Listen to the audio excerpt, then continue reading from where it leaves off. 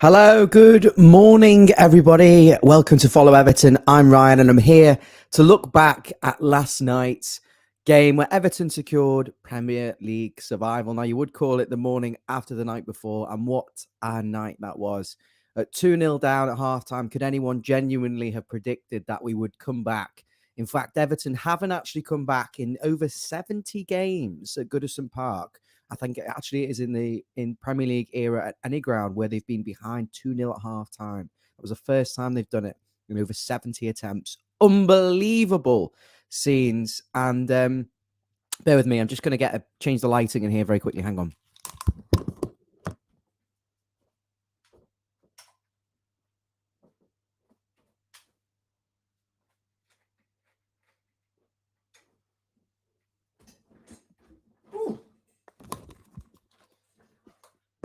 Still a little bit dark, but I hope that's a bit better. Anyway, what an amazing result for Everton. Obviously, securing their Premier League survival. They'll finish now guaranteed above Burnley and Leeds, so that's amazing. Good riddance to one of them. And where do we start with it? I mean, it's full of excitement and really, I think the overall feeling for me this morning is relief. Obviously, I think I speak for everyone in saying that our mental health has probably taken a real sufferance. That's not the right word. But we've all suffered. We've all felt really down. We've all felt really miserable. And it's been hard to function and think about anything else. And just obviously with the survival, I mean, we're not celebrating anything it's not success for Everton as a club, but it's an overwhelming relief.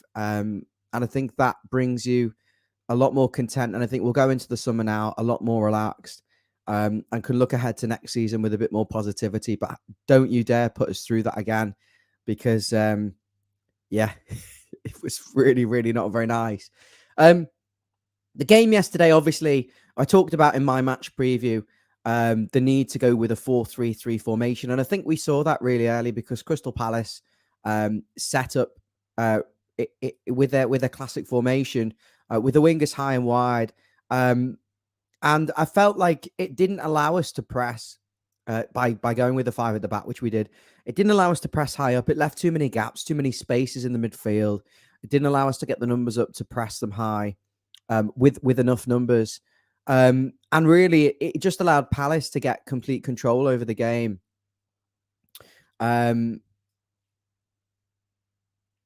Palace to get complete control over the game. And in my opinion, I think it was the wrong decision by Lampard. I'm going to say it now. I think looking at it, it was the wrong decision to go with a five at the back because, as I said, for those reasons there, it didn't allow us to press high and it left us outnumbered in midfield.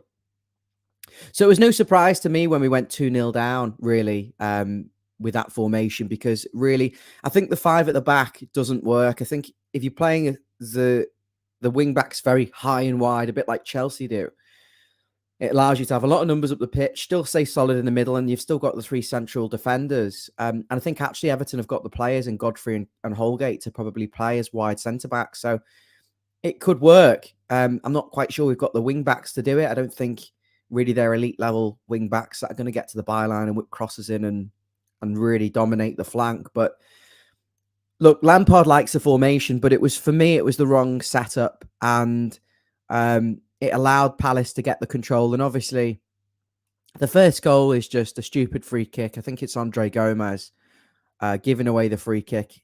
And it's a bit stupid, really.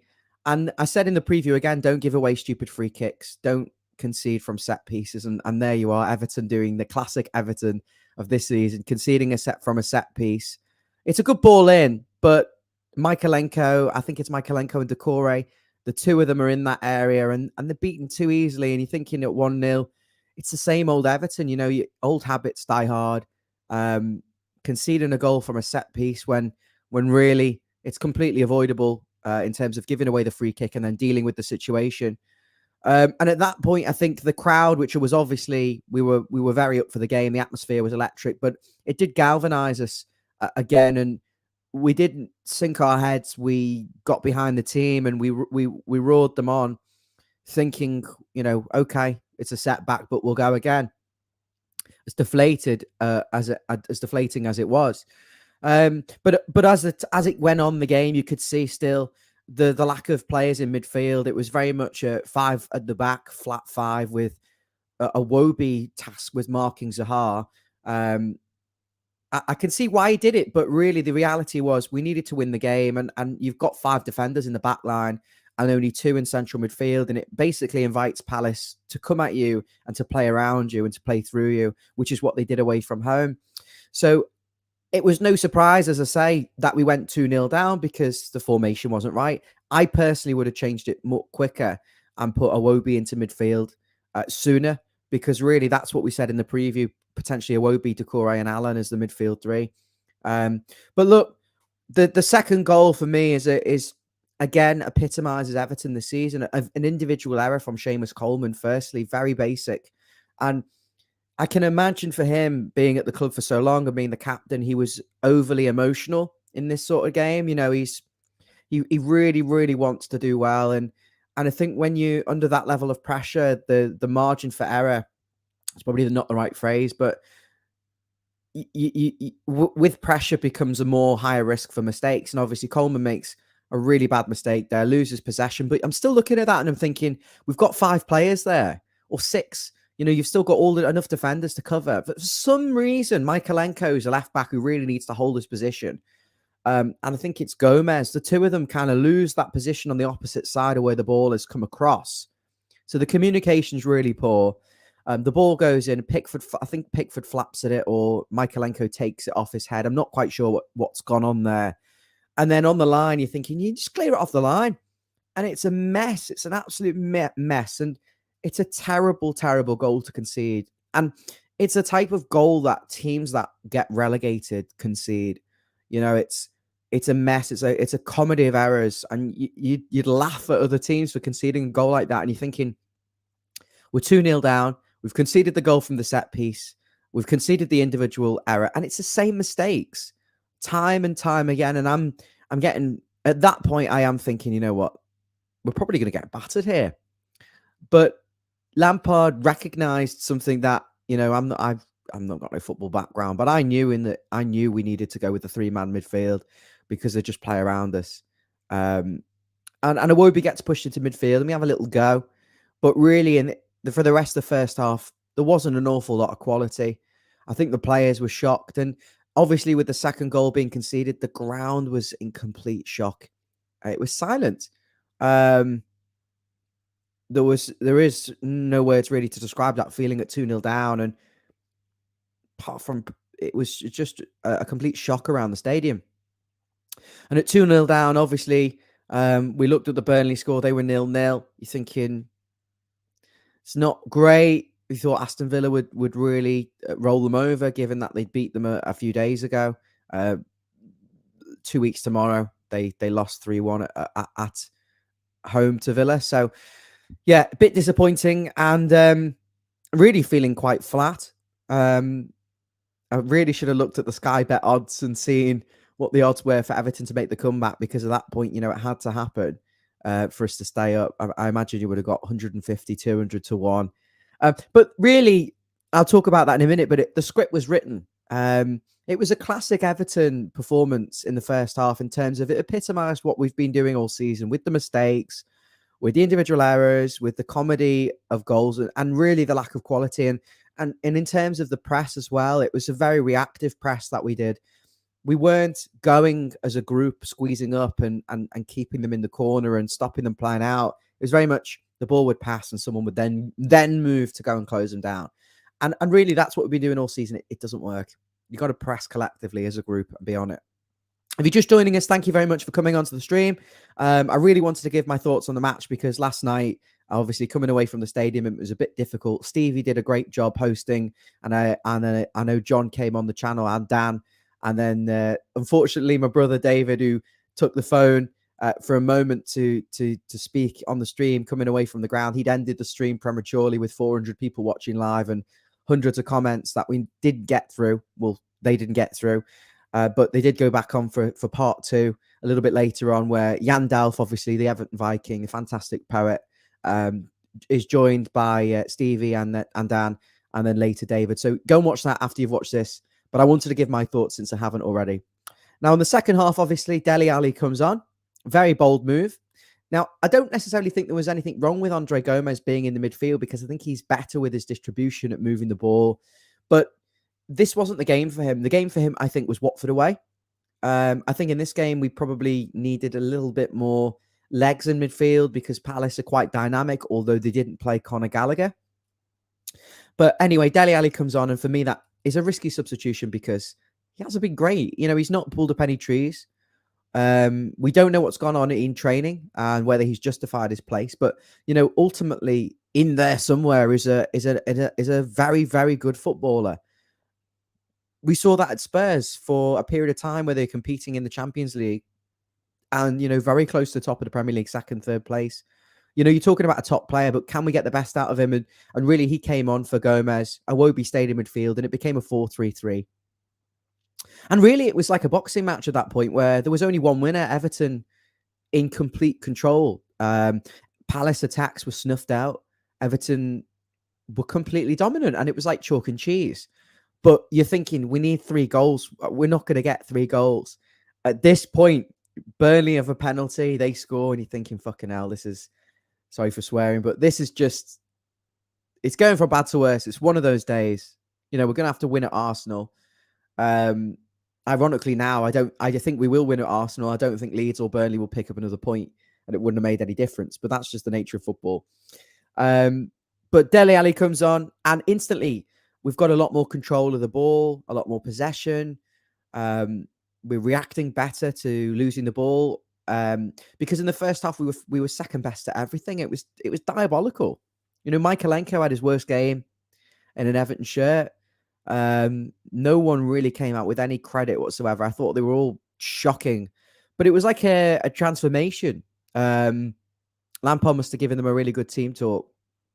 And we get some control. We're probing, but we weren't really creating any chances. And then I think it's a set piece. Michaelenko and Furness, who'd much improved in the second half with the delivery, and Everton's set pieces this season. Let's be real here. We badly missed Luka Dean, Sigurdsson and James. And last season, we had 3 phenomenal set piece takers, people who could cross the ball from open play and from set pieces and corners. And that was a massive, massive part of our game. Let's not forget, last season, we were brilliant from High Rose. You've just dropped into the stream. It was a massive, massive part of our game last season. And, you know, when you strip 3 players fundamental to that game plan of being solid and hard to beat and being good at set pieces, and you sell the players, or obviously in Sigurdsson's case, it's, you know, you can't account for that, but it's all changed. We didn't have that strength. And this season, the set pieces have been so poor. So it's ironic there.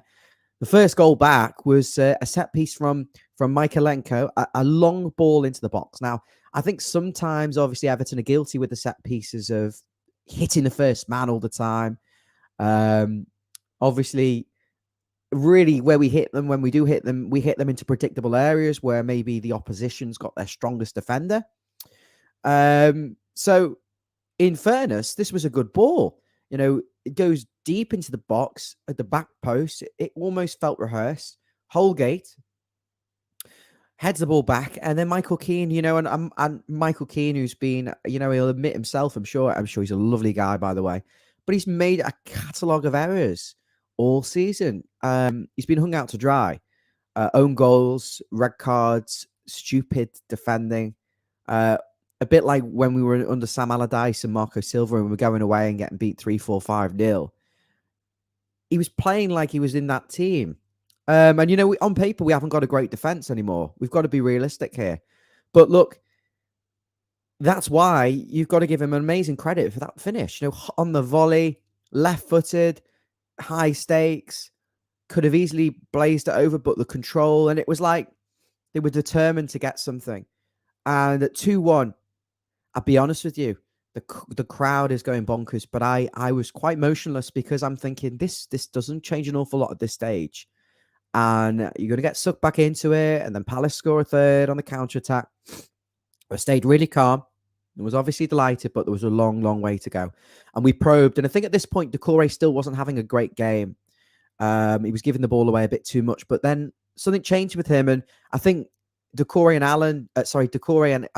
Dele Alli pushed a little bit further up the pitch.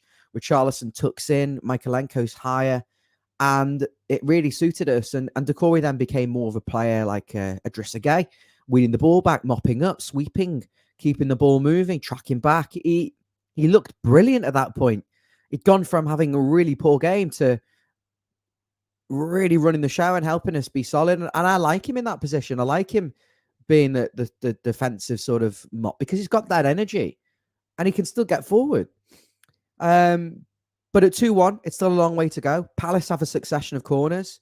There's Wilfried Zaha, by the way. Brilliant player, but he's very impetuous. A lot of fouls, gets away with a lot of stuff. He probably shouldn't have been on the pitch by the end of it. And also, I think I missed an elephant in the room. Jordan Ayew. It's a red card challenge. Scissors, high, around him, out of control, endangering a player, and then he goes on to score. I mean, as I said before, this is Everton in a nutshell. These things only happen to us. If you were a betting man and you were putting together a story, these are the kind of stories that happen to us. You know, set piece goals and decisions that don't go our way, and that player going up and scoring. But anyway, moving back on to the 2-1 scenario. We're probing. It's 70 minutes gone.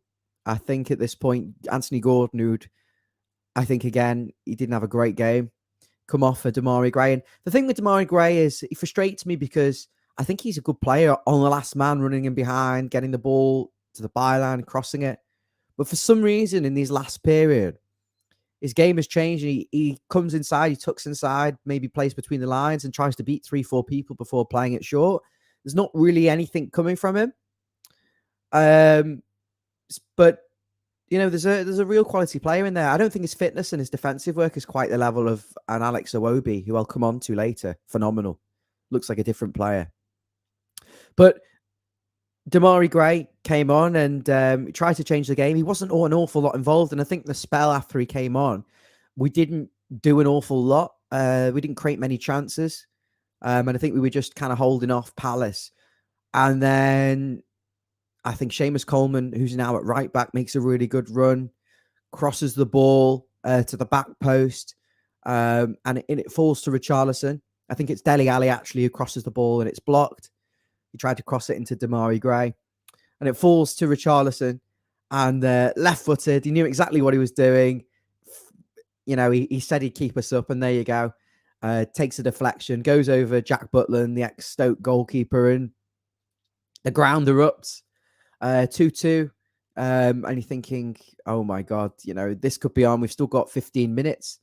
Again, I can't say I celebrated it because in my heart of hearts, I thought this just doesn't happen to us. We're going to get let down and I'm getting sucked in. But part of me was thinking Everton are possessed at this point. The momentum's firmly with them. The crowd were outstanding. The players were showing such determination, and Palace were okay.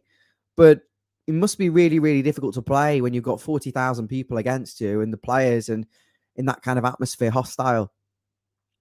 And at 2-2, Palace then trying to come back at us. Obviously, Palace had nothing to play for, and I think they did quite well. Overall, they're probing, and I think the second goal gave us a little bit of confidence, gave us a little bit of an extra step, a little bit of extra speed. Calvert Lewin, who hasn't played much football all season in the reality, and had played only on Sunday, had the extra yard again. And Calvert, I'm going to talk about individuals in a minute, but again, Calvert Lewin was superb. Bear with me one second. I've got some notes here.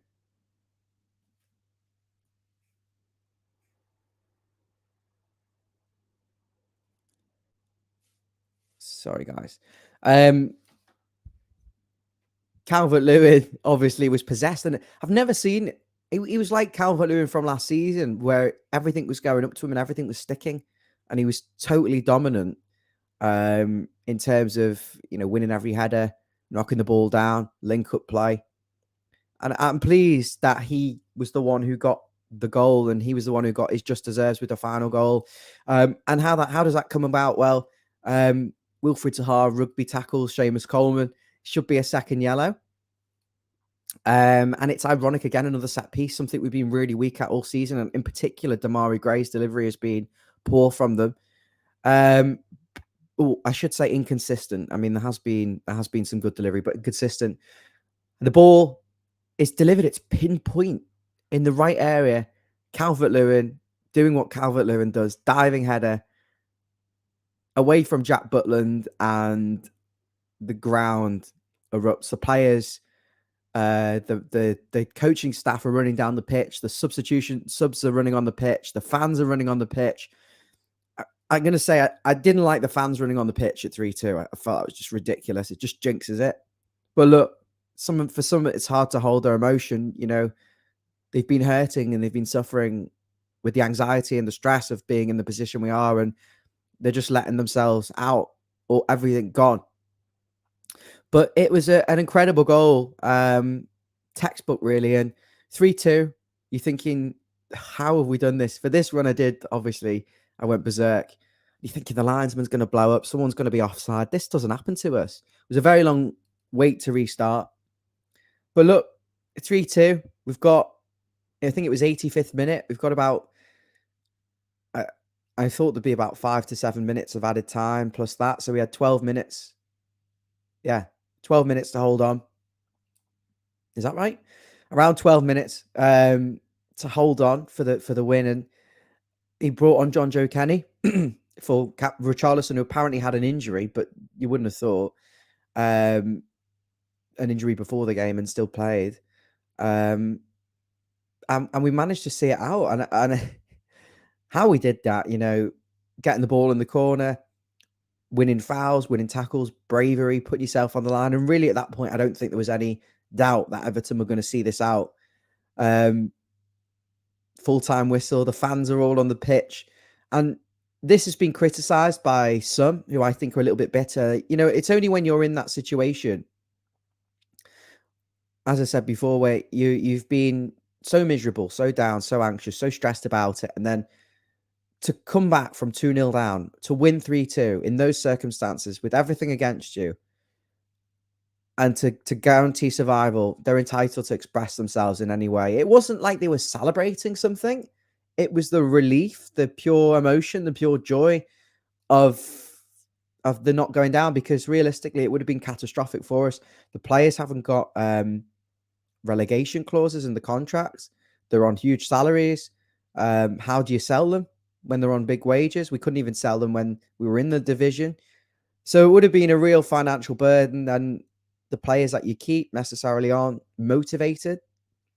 It would have been catastrophic. You know, the sponsor of USM, which was paying us a lot of money, has also been terminated. So financially would have been in turmoil. I think we'll be okay now. But look, people say we've spent money. We haven't spent an awful lot of money since about 2018, 2017. So I'm hoping there's going to be some investment this summer and no repeat.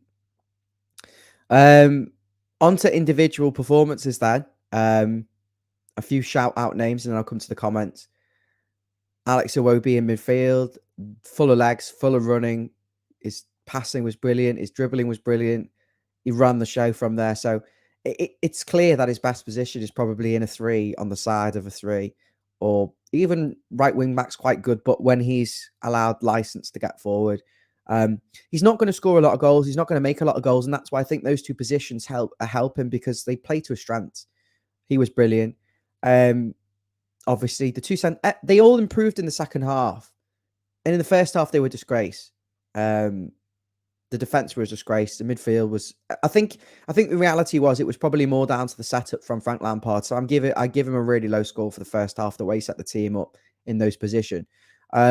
So there's only so much fault I can put on the players apart from in those couple of moments, and there wasn't a lot of quality going forward. But it wasn't. Let's just say they didn't play well, but it wasn't helped by the manager. In the second half, the individual performances for everyone, another level completely. Most of them at 8s. Calvert Lewin, for me, everything stuck to him. Brilliant. You know, with true centre forward, it was like old Calvert Lewin. The problem is we don't create a lot of chances because there's no natural width. There's no one crossing the ball, really. So we don't play to his strengths, really. But I made up that it was him who got the goal, and it was just deserved for his performance in that game. And I think it's a telling end to the story of his season, really, that he's been out injured and he's probably worked so hard to come back, and it's him that secures survival. So made up for him. Obviously, I talked about Decore before being everywhere. He had a poor 60 minutes and then really turned it on. And of course, I can't not mention Dele Alli for bringing a little bit of calmness and composure when we were overly emotional. Because the crowd can go against you in that way, where you don't want to be too emotional, where you're not doing the basics right, as we saw with Seamus Coleman for the second goal and the defenders for that goal in general. So he brought a calmness, a steadiness, and I've got to give him full credit for that, and I hope he can kick on now.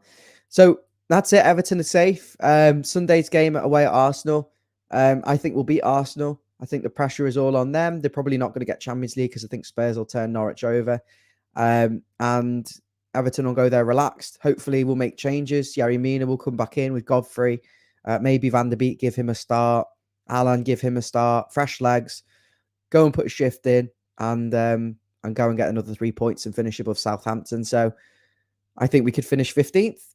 Look, it's not great, but considering how dysfunctional we have been with the appointment of Benitez, which was firmly Moshiri's decision, which was catastrophic, divided the fan base, that goes against you. The injuries throughout the season to big players, when you haven't got the replacements in there and they are the leaders and the main players, that's difficult. Obviously, the officiating, diabolical, week in, week out, and everything going against you. And then the individual errors, the poor set pieces, losing your record signing to suspected offences.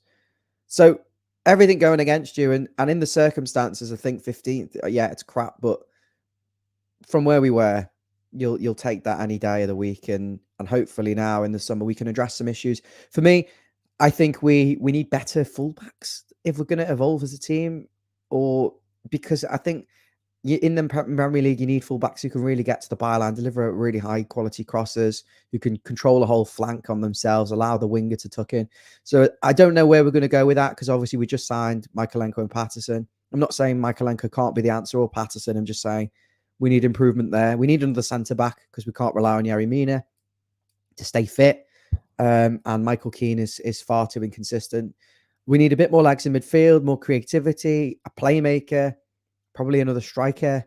We really need players all over, because we are where we are for a reason, really. I'm going to go to the comments. Thanks for watching. Make sure I'm sure you're all subscribed, but if you're not already and you're watching back, please subscribe. I think we've got over 1,100 subscribers now, which is fabulous. Let's go for 2,000. Will saying, I'm waking up this morning with pure relief. This can never happen again. For fuck's sake. Everton last night was a movie. I know you couldn't write it really, but you can. I mean, this only happens to Everton. 2-0 down. Typical goals. Decisions going against you. Calvert Lewin with the winner. Unbelievable. I'm glad you're happy, Will. Dave, thanks for sticking with us, guys. This is that people have been watching the show all year. Thank you so much. Gomez was always a bad choice. He's a poor footballer. He runs around aimlessly, throwing his leg out, giving away free kicks. He's a master at giving cheap free kicks and getting bypassed. But there's a player in him, but I think really he needs to go to somewhere like Italy or Spain or Turkey or somewhere. I think he'll have more success there. I think he will move on this summer. Ryan, how many changes do you think we need next year? And would you play some kids who've been around the first team? Are we talking about for the Arsenal game, Barry? I'd possibly maybe bring in some of the kids, maybe Lewis Dobbin, give him a start, Tom Davis. But I think realistically, if there's another place to play for and it could be worth money to the club, we're going to go for the win. We're going to want to disrupt Arsenal and finish on a high. Changes for next year, as I said before, I think we probably need players in all the positions apart from goalkeeper. And we'll see who moves on, because I think it's going to be Alan leaving. I'll probably go from defence forward, be easier. Lonergan's going. Virginia's going. Yerry Mina, I think, would be open to a sale. The English defenders haven't been great. They could be open for sale. I don't think they will go, but that'll be down to sentiment, not due to their performance. Not sure about the left back we've got on loan at Standard Liège, to be honest with you. John Joe Kenny contract expiring. In midfield, I think Alan, Andre Gomez, the two of them can be moved on. Gabamin can be moved on. Because they're on high wages. Fabian Delph, contract expiring. I'd say thank you very much, but move him on. We need fresh blood because it's stale. I'm not getting too sentimental and caught up about it. Individually, I'm sure they're great footballers, but it's not working really. Who else do I think out wide? Obviously, El Ghazi, he's going. I wouldn't be bothered if players like Townsend left. I'm not going to lie. I wouldn't be that bothered. I don't think he'll go, but Solomon Rondon, I'd be open to selling him. I think we should probably get rid of Rondon. You need a more reliable goal scorer off the bench. If you're up front, you need goals, and he's not going to bring that. Cenk Tosun's off. Ellis Sims maybe sold again. Will go on loan again, sorry. But look, there's players leaving. Sigurdsson's contract is expiring. He's suspended without pay at the moment. So there's going to be wages saved from the players who are leaving anyway. And hopefully we can reinvest. A lot of the stuff repeating what I say. Dave agrees about Delhi. Everton Rose. Glad you're happy, Rose. Wonderless saying we lived. Richie is our pigeon. A lovely flying swallow bird to victory. Love it. Michael saying we questioned Frank's tactics at Watford, but he got it so right at halftime sub. But why didn't he start with the 4-3-3, Michael? We said in the preview he needed to play 4-3-3. He didn't. It allowed Palace to come at us, control the game. It didn't allow us to press high because we didn't have the players at the pitch. He got it right in the end, though. He got it right in the end. He's got to show no sentiment, but I think he's too nice of a guy. We have to be ruthless. They say, to be honest, right, whoever stays up between Leeds and Burnley, I want Burnley to go down. I just think the style of football's horrendous. As a club, they're utterly pointless. I'm going to get slated for this. I don't like Leeds, I'm not going to lie, but I think they try and play football the right way. Burnley are just anti-football, and they just annoyed me this season. So I'd be delighted if Burnley went down. I'm glad we're going to finish above both of them and have the last laugh. Which players would I keep from the squad? I think I've covered it there. I mean, there's players I'd be desperately trying to keep. Richarlison and Calvert Lewin, Anthony Gordon, of course, Pickford. But really, if offers came in for most of them, apart from that, I would consider them for the right money. Robbie saying, is there an agenda with the refs? Something's not quite right with what's going on. I mean, it's week in, week out. I mean, and on another day, that is a red card challenge by Jordan Ayew, and they're down to 10 men, and we won anyway, but it would have been far more comfortable for us, you'd say. It's week in, week out. I hope there's an inquest at the end of the season.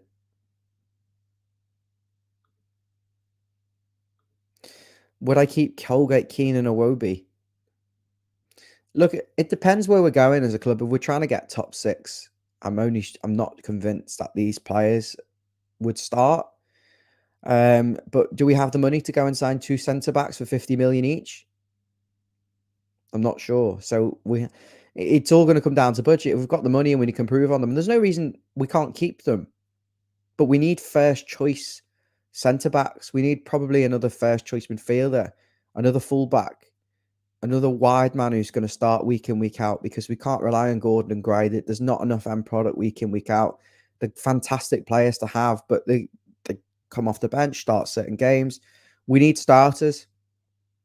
I'd get rid of everyone who's on a free.